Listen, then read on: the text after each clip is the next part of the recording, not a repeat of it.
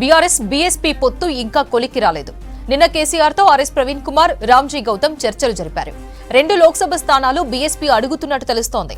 అయితే ఒక్క సీటే ఇచ్చే ఆలోచనలో బీఆర్ఎస్ ఉన్నట్టు టాక్. బీఎస్పీకి పట్టులేని సీట్లనే ఇచ్చే ప్లాన్ చేస్తున్నట్టు తెలుస్తోంది. బీఎస్పీ ఓటు బ్యాంకు పైనే కేసీఆర్ ఫోకస్ పెట్టినట్టు సమాచారం. మరిన్ని వివరాలు షరీఫ్ అందిస్తారు. షరీఫ్, బీఎస్పీతో బీఆర్ఎస్ పొత్తు అసలు కారణం ఏంటి? బీఎస్పీ బీఆర్ఎస్ పొత్తుకు సంబంధించి ఇంకా సందిగ్ధత కొనసాగుతుంది. 2 దఫాలుగా పార్టీ చీఫ్ కేసీఆర్తో బీఎస్పీ నేతలు భేటీ కావడం జరిగింది. ఆయన నివాసంలో మొదటగా ఆర్ఎస్పీ వచ్చి కేసీఆర్తో మాట్లాడారు. మాట్లాడిన తర్వాత భోజనం చేసిన తర్వాత కూడా జాయింట్ ప్రెస్ మీట్ కూడా పెట్టడం జరిగింది. అప్పుడే బీఎస్పీకి బీఆర్ఎస్కి మధ్య పొత్తు పొడిచింది.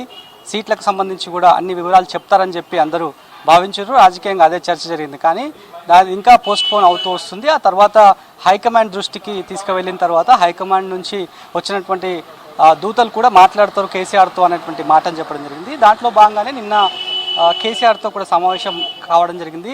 బీఎస్పీ రాజ్యసభ ఎంపీ రామ్జీ గౌతమ్, ఆయన నేషనల్ పార్టీ కోఆర్డినేటర్గా ఉన్నారు. ఆయనతో పాటు ఆర్ఎస్పీ రావడం జరిగింది. వచ్చిన తర్వాత వాళ్ళతో మాట్లాడారు. దాదాపు 40 నిమిషాల పాటు నందినగర్లోని కేసీఆర్ నివాసంలోనే మాట్లాడడం జరిగింది. మొదటి నుంచి బీఎస్పీ ఎక్స్పెక్ట్ చేస్తుంది ఏంటంటే నాగర్ కర్నూల్ సీట్ని ఎక్స్పెక్ట్ చేస్తుంది. ఆ తర్వాత ఆదిలాబాద్కి సంబంధించి కూడా 2 స్థానాలకు బరిలో మా నుంచి బీఎస్పీ నుంచి పోటీలో ఉంటామనేటువంటి మాటను పార్టీ చీఫ్ కేసీఆర్కి చెప్పినట్లుగా కూడా తెలుస్తోంది. సో దానిపైన నాగర్ కర్నూలుకి సంబంధించినటువంటి సీట్ని కేటాయించడానికి బీఆర్ఎస్ తరఫు నుంచి సుముఖత వ్యక్తమైనప్పటికీ కూడా మరొక ఆదిలాబాద్కు సీటుకు సంబంధించి ప్రస్తుతానికైతే సందిగ్ధత కొనసాగుతోంది. వాస్తవానికి బీఎస్పీ భావిస్తోంది ఎక్కడికైతే తమకు కమ్యూనిటీ పరంగా పట్టున్నటువంటి స్థానాలు ఏవైతున్నాయో ఆ స్థానాలకు మేము బరిలో ఉంటే బాగుంటుంది, అక్కడ ఉన్నటువంటి ఓటు బ్యాంక్ని క్లెయిమ్ చేసుకోవడానికి అవకాశం ఇదే సదవకాశంగా మేము భావిస్తున్నాం కాబట్టి అవి మాకు ఖచ్చితంగా కావాలనేటువంటి పట్టును బీఎస్పీ ఆ పట్టును అదే అంశాన్ని చెప్తుంది. వాస్తవానికి ఆదిలాబాద్లో ఉన్నటువంటి సేడం గణపతికి సంబంధించి బీఎస్పీ తరఫు నుంచి బరిలో ఉంచాలనేటువంటి డెసిజన్స్కి బీఎస్పీ రావడం జరిగింది. ఎందుకంటే గత అసెంబ్లీ ఎన్నికల్లో సిర్పూర్ కాగజ్ నగర్ నుంచి ఆర్ఎస్పీ పోటీ చేసినప్పుడు సేడం గణపతే కీలకంగా వ్యవహరించారు. ఓటు బ్యాంక్ క్లెయిమ్ చేసుకోవడానికి కూడా ఆయన్నే కీలకంగా వ్యవహరించారు. కాబట్టి ఆయనకు పార్టీ టికెట్ ఆదిలాబాద్ నుంచి ఇవ్వాలి కాబట్టి ఆయనకు సంబంధించి అక్కడ ఆదిలాబాద్లో ఇవ్వాలి, తనకి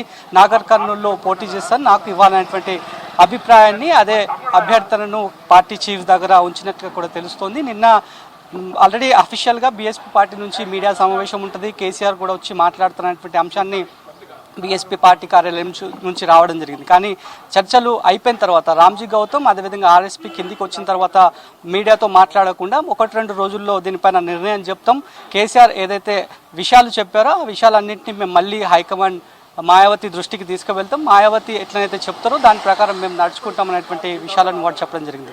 మరోవైపు పొలిటికల్గా ఒక చర్చ జరుగుతుంది.